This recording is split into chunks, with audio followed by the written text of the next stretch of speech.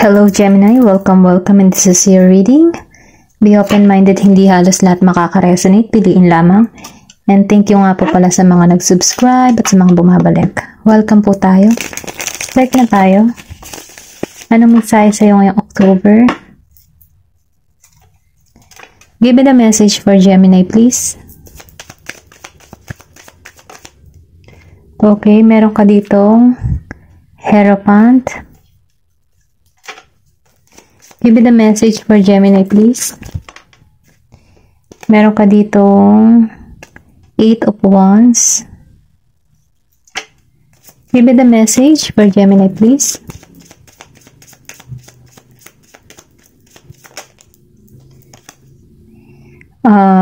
Page of Swords, upright. Give me the message for Gemini, please. Okay, the Wheel of Fortune.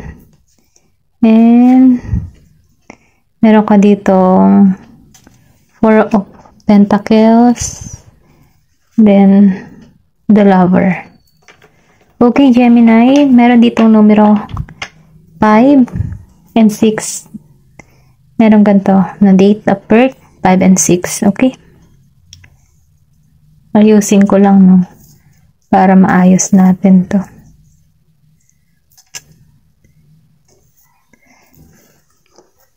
Okay, ayan. Sorry. Ayan. Okay, nakikita ko dito, no, nasa iyo yung magandang kapalaran. Kumbaga, lumabas si the Wheel of Fortune. Kumbaga, magkakaroon ka ng magandang pagpapala, no, ngayong October.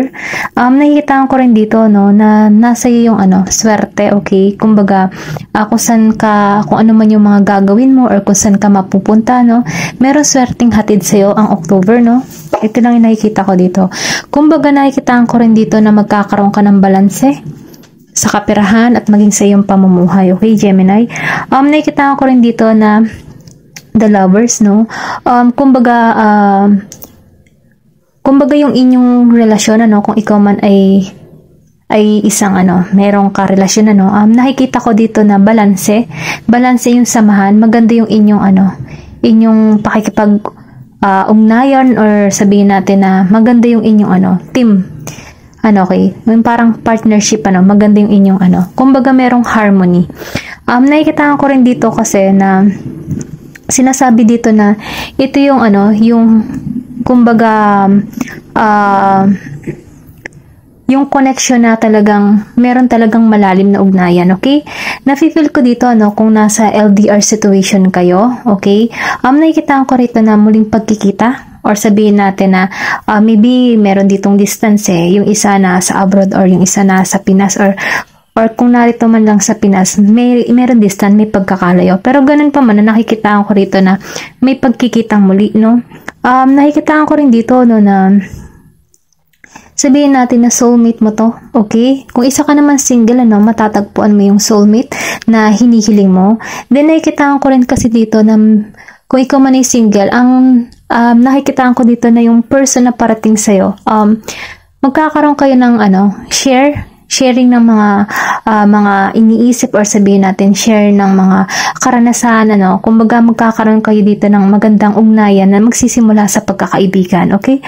Then nakikita ko rin dito yung connection nyo, sabihin natin na swabe, okay? Swak na swak sa inyong dalawa kasi compatible, yun yung nakikita ko. And then nakikita ko rin dito itong parating na to, kumbaga destiny mo, okay? Destiny na ibinibigay sa'yo. Then, kumbaga, meron din ako nakikita dito na maano yung desire, okay? Kumbaga, meron ditong malakas yung sex appeal, or sabihin itong tao ito iba yung mararamdaman sa'yo. Kasi nakikita ko rin dito na meron siyang romance na naiisip, or sabihin natin may sexual desire na nangyayari, okay? Sabihin natin malakas yung sex appeal mo, or sabihin natin na malakas na na-attract tong tao na ito. Kumbaga passionate siya, no? Okay? Ito lang nakikita ko. Then dito, sa 4 of Pentacles, nakikita ko dito, na meron ka ditong meron ka ditong ginagawa or sabihin natin na nagtitipid ka, okay? Nakikita ko rin dito kasi na nagbabudget ka ng mga gastusin or sabihin natin na matututo kung ikaw man ay gastador, no? Ngayong October, no? Parang nare-realize mo na kailangan ng ilimit kung ano yung mga dapat gastusin or hindi dapat bilhin, kumbaga matututo ka ditong mag-budget, okay? Kasi nakikita ko rin dito na yun yung excuse me ha, yun yung pumapasok sa isip mo, yung kailangan mag-control, mag-budget. Kasi nakikita ko rin dito na gusto mo ma-secure or sabihin natin nag-iisip ka na mag-ipon para sa yung future. Kumbaga nagkakaroon ka na dito ng realization na kailangan mo nang mag-isip para sa yung future na makaipon, kasi hindi palagi maalwan ang buhay, okay? Yun yung nakikita ko dito, kumbaga nagsisave ka ng pera para sa iyong future, or pwede rin sabihin na meron kang gustong bilhin na nagsisave ka ng pera. Okay? Then nakikita ko rin dito na gusto mo magkaroon ng financial stability. Okay? Kumbaga gusto mo stable ang iyong financial nang sa ganun makahinga ka ng maluwag, or sabihin natin na wala ka nang magiging isipin. Kumbaga gusto mong ayusin lahat yung yung iyong kaperahan, ito lang yung nakikita ko dito. Kumbaga nasa isip mo ngayon ang pagbabudget, pagsisavings, ayun. Hindi halos lahat, ito lang yung nakikita ko.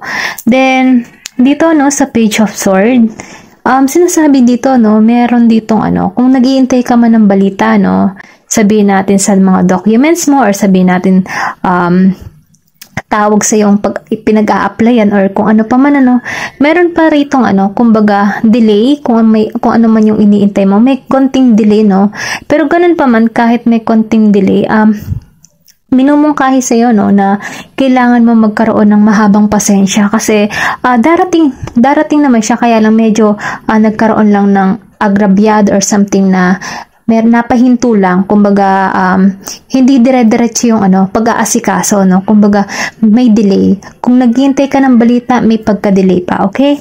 Then nakikita ko rin dito na pinoprotektahan mo yung iyong sabihin natin yung iyong sarili, hindi mo hinahayaan na makapasok yung mga toxic, or sabihin natin yung mga tao sa paligid mo na may masabi sa iyo na hindi maganda, okay? Kasi handa ka kumbaga kapag ikaw ay binato, meron ka ding ibabato na salita. Ganon yung nakikita ko dito. Okay? Pero ganon pa man, kailangan mo dito maging malumanay, kahit na pinoprotektahan mo yung sarili mo, kailangan ay maging malumanay nang sa ganun, hindi ka pa rin makapanakit ng kapwa. Hindi nagmula sa'yo. Okay? Then dito, sa Eight of Wands, nakikita ko rito kung ikaw man ay yung iba sa inyo, hindi halos lahat, kung ikaw man ay nagbabalak abroad, or sabihin natin na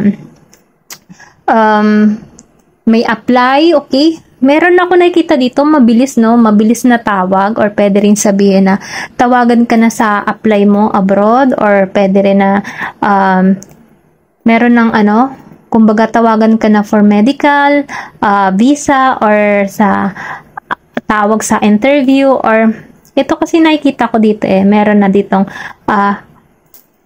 mabilis na pagtawag na hindi ka handa, okay? Pero ganun pa man, sinasabi dito, maging prepare ka kasi tatawag na, okay? May pagtawag na about sa travel, okay? Then nakikita ko rin dito na may pagkilos ka ng gagawin, or kung ikaw man ay nagbabalak mag-apply abroad, gagawa ka na ng action dito, kumbaga pinag-isipan mo ng maigi. Then nakikita ko rin dito na magkakaroon ka dito ng laya, or sabihin natin na mapipil mo na masaya ka sa pupuntahan mo, kumbaga iniisip mo na rin kasi yung yung future mo, okay? Or sabihin natin para sa kapakanan ng iyong pamilya, okay? Kaya nakikita ko rin dito na meron ka ditong gagawing hakbang, at may paglago, yun lang nakikita ko dito. Then yung iba sa inyo, meron ditong mabilis na pangyayari. Kung ikaw man ay iniintay mo yung kumbaga sa LDR situation, may mabilis dito na pagkikita, akong nakikita, na pwedeng dumating sa malakas na impact sa inyong dalawa, okay? Kumbaga, meron ditong romance and desire ng bawat isa, okay? Nakikita ko dito ng mabilis, okay? Meron kang person na Sagittarius, Taurus, Gemini, meron ka din dito na Virgo, Capricorn, and Taurus, no? Ayun lang yung nakikita ko dito, no? And Aries and Leo. Then, dito, no, sa The Hierophant, nakikita ko yung iba sa inyo, relihiyoso, no? Naniniwala pa rin sa sagrado, okay? Then, nakikita ko rin dito na ikaw yung tipo ng tao na kapag nakipagrelasyon na, no, talagang committed ka. Kumbaga, loyal ka sa iyong kapareho, hindi ka nakikipag fling-fling sa iba. Kung alam mo na, seryoso ka sa jowa mo, no? Ito lang yung nakikita ko kasi, nire-respeto mo yung relasyon ninyong dalawa, okay? Kumbaga, hindi ka madaling malandi, no? Malandi ng ibang tao, ganun. Ayun lang nakikita ko kasi naniniwala ka sa religion, sa mga value ng relihiyon na kailangan magsama din ang dalawang ang lalaki at babae bago ikasal. Yun yung pinaniniwalaan mo, kumbaga naniniwala ka sa kasal muna bago magsama. Then nakikita ko rin dito hindi halos lahat ito lang yung nakikita ko dito. Meron ka ditong pinaniniwalaan din na na sinusunod mo, kumbaga ginagawa mo tong routine para sa'yo, para maging disiplinado or binibigyan mo ng limitasyon yung sarili mo, okay? Then, nakikitaan ko rin dito, marami ka ng karunungan or excuse me, nasamid ako. Marami ka ng karunungan, alam, kumbaga, open ka, sa mga experience na naranasan mo before. Ito yung tumutulong sa'yo para maging lumago ka bilang isang tao. Then, nakikita ko rin dito kasi na kumbaga, pinaniniwalaan mo yung halaga, halaga ng isang relasyon. Then, ayun, yun yung nakikita ko dito. Then, yung iba sa inyo, magkakaroon dito ng kumbaga magbibigay ng share ng idea about sa relationship na meron sa kanila. Kumbaga, kung merong sabihin natin nahingi ng advice para sa iyo, nagbibigay ka ng advice para sa ikabubuti din ng iba. Ayun lang nakikita ko. Friendly ka, then nakikita ko rin dito na aware ka sa spiritual din, Hindi halos lahat, yung iba lang sa inyo, okay? Tingnan pa natin kung ano pa yung mga advice sa'yo,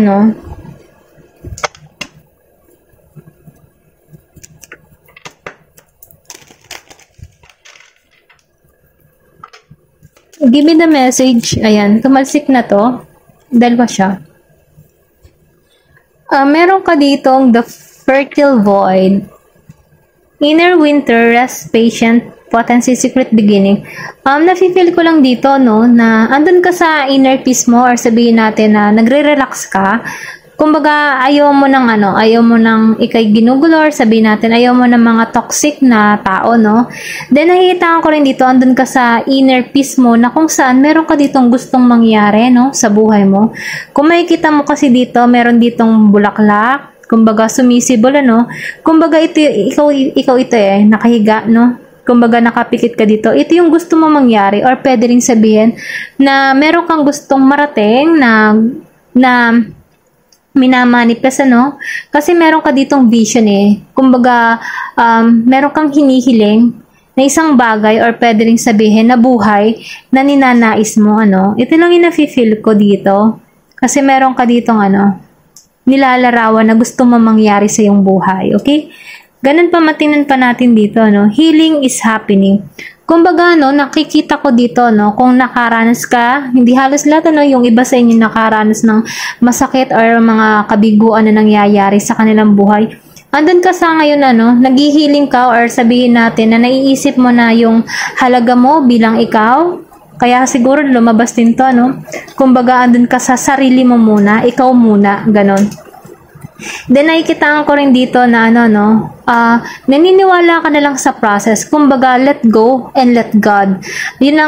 Kumbaga, yun na lang ang ginagawa mo. Hinahayaan mo at bahala na ang Diyos sa magandang kapalaran para sa'yo. Parang, nano ka na lang, nananampalataya ka na lang kay God, kay Papa Jesus, sa Diyos, kay Yahweh, or kung ano man yung relihiyon na sinasamba nyo, ayun, pinaniniwalaan mo na merong malaking pagbabagong parating sa'yo. Kasi narito rin si Wheel of Fortune. May maganda kang kapalaran, naghihintay, at ito ay patungo sa'yo. Okay? Thank you for watching, Gemini, and love and peace.